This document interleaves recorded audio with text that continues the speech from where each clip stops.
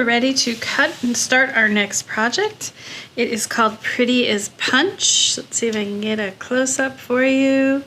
This pattern is available on our website, and it is featuring Fruit Punch by Benartex Fabrics. And as you can see, it is a lovely, yummy group of pinks and oranges and whites, and it's going to be a fun, modern quilt. It's not a super hard quilt, it's an advanced beginner. A lot of strips being sewn together and a little bit of flip and sew, which I'll show you how to do. But let's take a look quick here at the group. So it has this optical circle print. So I have it in black and pink. We have a pink one, and then we have an orange one. And so when I designed this, I really wanted to play off of the modern feel of the quilt, but also create a block that looked like a flower. So that's where it came from. And I liked the name Pretty as Punch. I just thought that would be a whimsical, bright, florally kind of quilt. So here is the geometric shape. This itself could have been made into a quilt block, which would have been very cool. We're using this for the back because it's just too pretty to cut. And then of course we have my favorite, we have daisies. So we have the daisies in this bright, bright orange and in the hot pink. And then we have the tossed dots in black and in white. So, and then we're going to set everything off onto a white. So that is the collection. This is the pattern. We're going to get it cut, and then I'm going to show you how this block goes together. It should be a fun and easy one. Stay tuned. Alright, so we're getting ready to cut our Pretty as Punch project. The first thing we're going to do is put our fabrics in order as they are listed on the pattern. And we assign a letter to each, A, B, C, D, E, F, G. And then I'm going to use our Alphbitties. We sell these on the website, and then I took a hole punch, punched a hole in it. You can use safety pin so you can pin it onto your fabric. We're going to use those to identify the pieces once we get them cut. And we're going to pull out a serving tray, which is where we're going to keep all our pieces. So first up is to put them in order. Fabric A is it's a dot in black. Fabric B is the daisy dot. That's what this one is called. C is the optical circles in orange and white. D is the daisy dot in orange. E is the optical circles in pink. F is our plain white. G is it's a dot in white. And H is optical circles in black and pink, which is basically, this is going to be our binding. So that's why we just wanted to bring a little bit of the pink and a little bit of the black out to that inner edge. So just a little bit of that will show. And then the last one is this optical grid, and that is the backing of the quilt. So we will piece that for the back.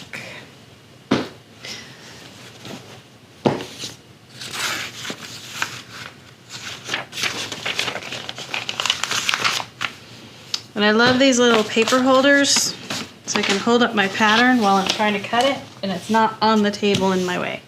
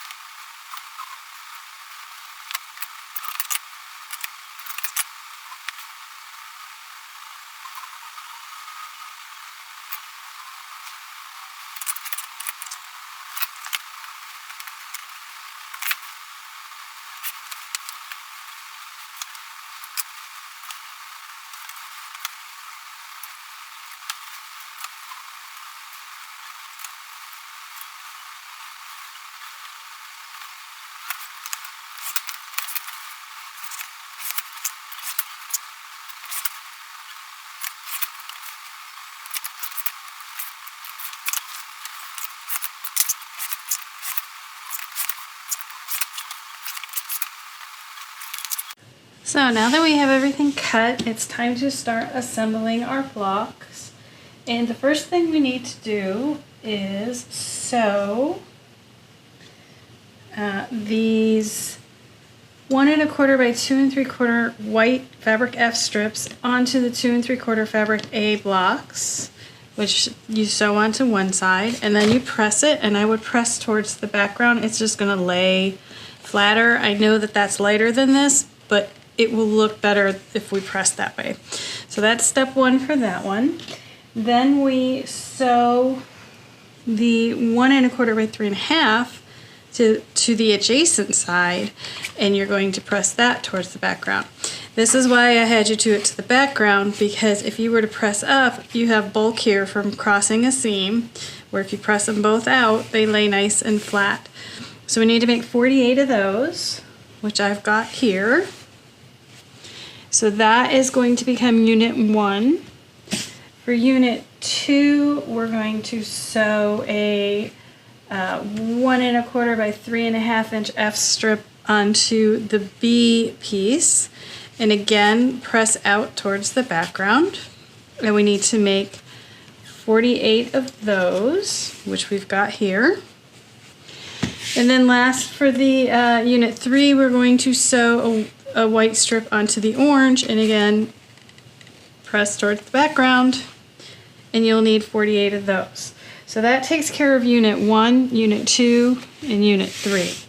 For unit 4, we are going to do what I call flip and sew, which is we're going to sew one of these on this square from corner to corner, trim it, press it, and flip it out.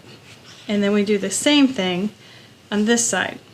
And this will become, this is actually unit 5, and the pink will be unit 4. So to do this, I like to mark these squares. Normally they would have you mark, the traditional method is to mark it from point to point and sew on that drawn line. I find that it's not as accurate because you're using this point and that's it. So I use the non-slip multi-size 6-inch Flying Geese 45 90-degree triangle ruler, or if you have a folded corner clipper, either one of these will work for this because it's a smaller triangle. And I would use this side of the ruler, and we have these rulers on our website at thewhimsicalworkshop.com.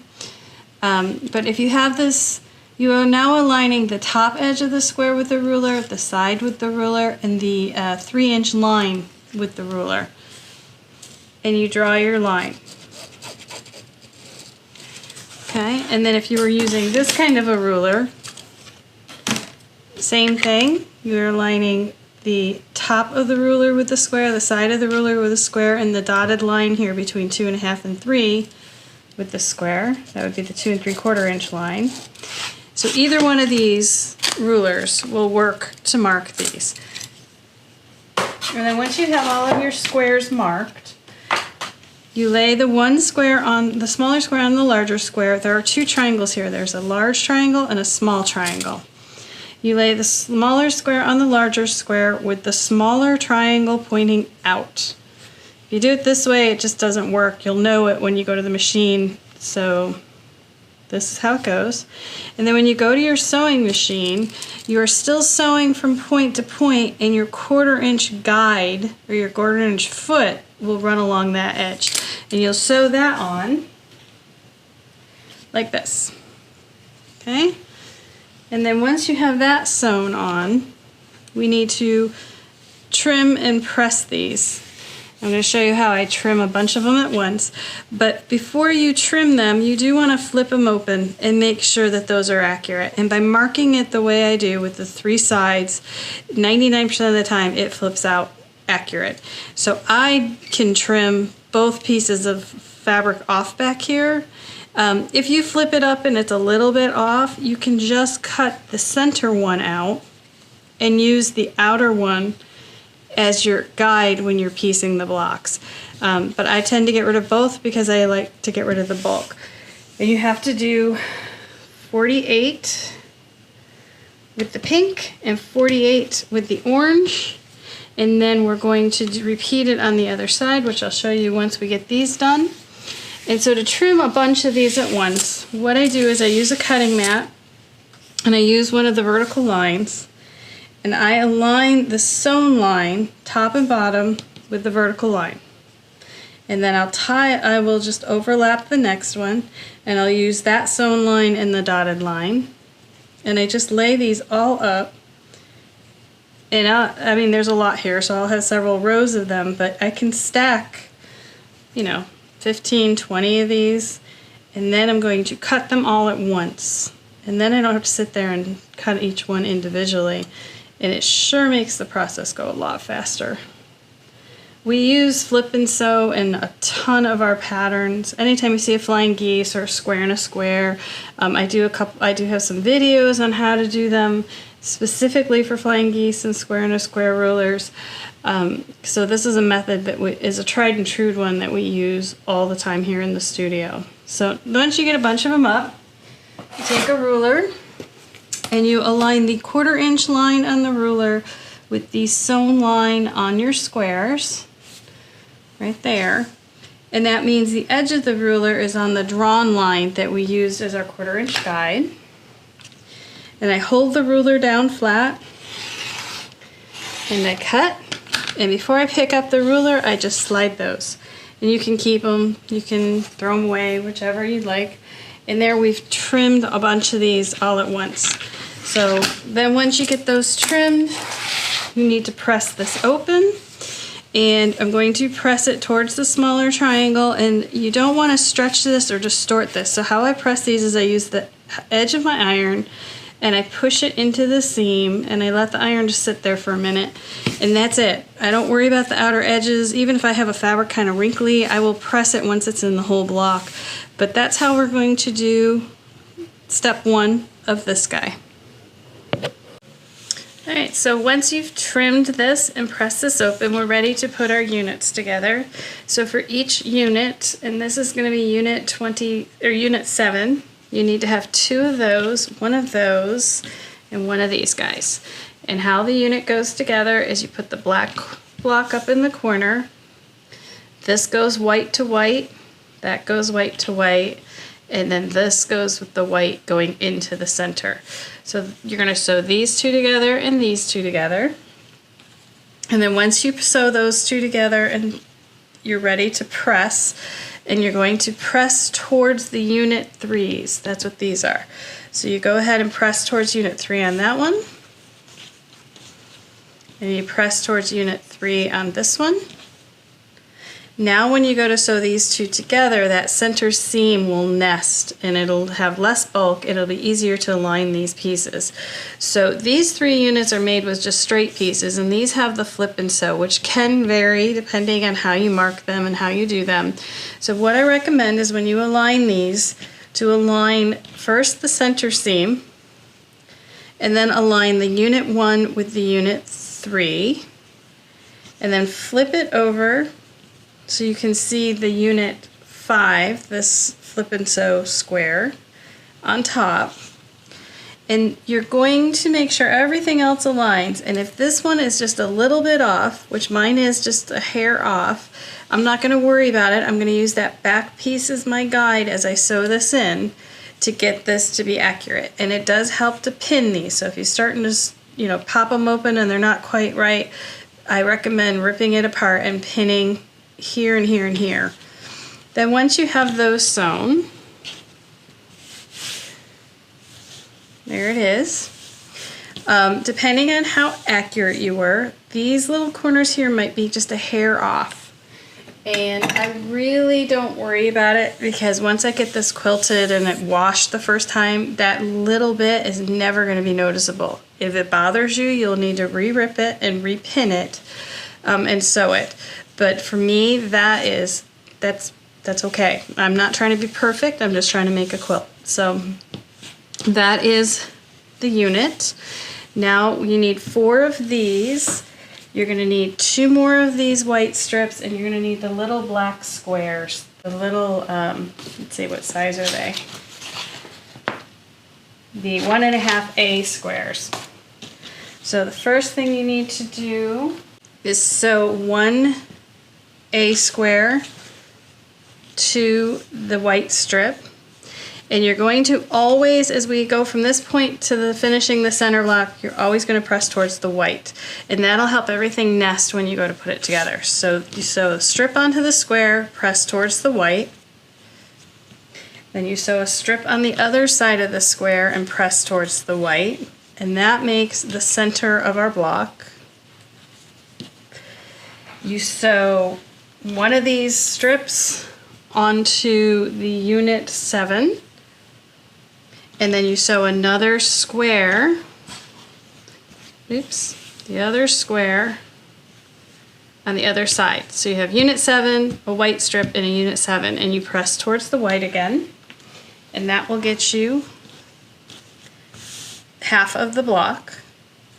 So now when you go to sew this strip onto this, these two pieces nest.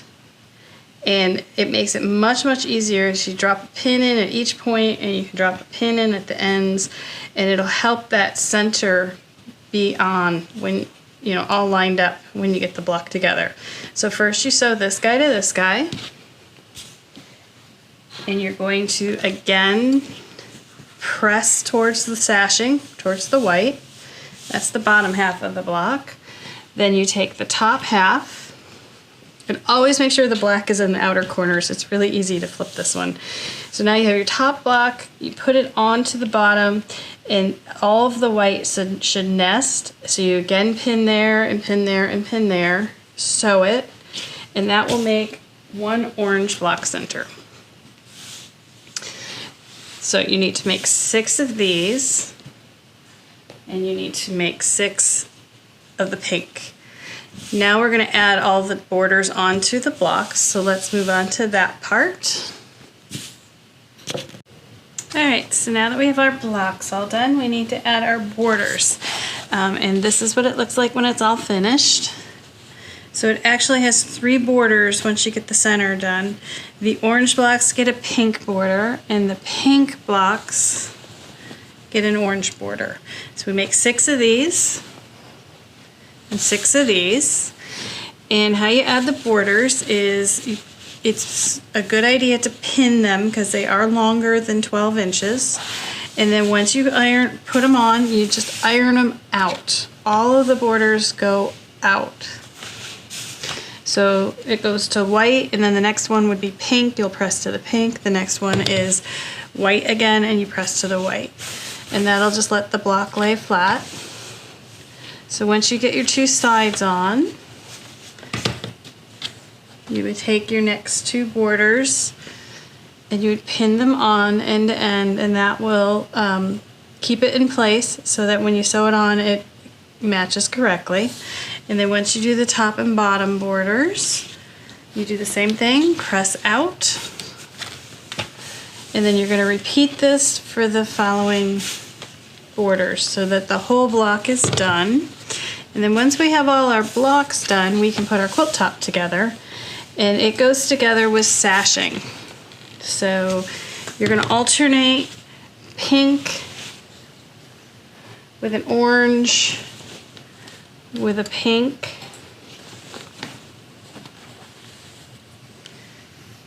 and you're going to use these black sashing strips we cut, and you're going to sew them in between and on both ends. So you'll need 4 per row.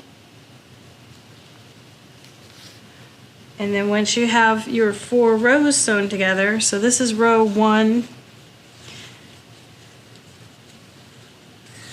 there's row 1, and then row 3 is exactly the same. Row 2, it starts with orange, goes pink, and then orange with the sashing. So you do row 2 and row 4 starting with orange, row 1 and row 3 start with pink, and then once you have all your rows together, you'll sew them into the quilt top with the sashing that you'll piece to go between them, and that you'll sew these together. So let me show you that. For horizontal sashing, we have to piece them together, and we say to sew them end to end with a diagonal seam, and it's under 60 inches or 54.5 inches. So you'll need 1.5 strips for each. And there's 1, 2, 3, 4, 5 sashing strips. So you cut one of these in half, and you take the one end of a long strip, you take the short strip, and you're going to lay them right perpendicular to each other, like that. So it makes a right angle. So this one is horizontal, this one is vertical. And then you're going to sew from top to bottom, from left to right on the diagonal. And then when you flip it out, it'll make a diagonal seam. So that's how you will piece the horizontal sashing and how you will piece the outer border. So now that we have all the blocks together, it's time to sew the quilt top together. And we have sashing that goes in between the blocks and on each end. So a quick tip for that is that we know one piece of sashing goes on every single block. So instead of laying out the blocks and the sashing, I'm going to take the entire stack of blocks and the entire stack of sashing and sew one on each block. Then when I go to lay out the rows, I only have to worry about the block orientation and not worry about forgetting sashing. So that's just a quick tip. That's how we throw these together so quickly. And I will come back and show you what the top looks like when we get it all done. Here is the Pretty as Punch quilt top all done, featuring the Benartex. So here is our Pretty as Punch quilt all put together and ready for some quilting. Let me zoom in and show you. The trick to this one is to make sure that this vertical sashing lines up as you sew in the middle horizontal sashings. So when you're putting it together and you're pinning it together, make sure that they match up and pin them before you sew them, and they will match up perfectly once you're done. So this is it. It's ready to go. We're going to send this off for quilting this week, and I'll show you when it's all finished. I hope you've enjoyed this tutorial, and thank you for watching. I hope you've enjoyed this video, and if you have, make sure you like and subscribe below. You can find the Whimsical Workshop on our website, thewhimsicalworkshop.com, and that has all links to all of our other social media platforms. Thanks for joining us.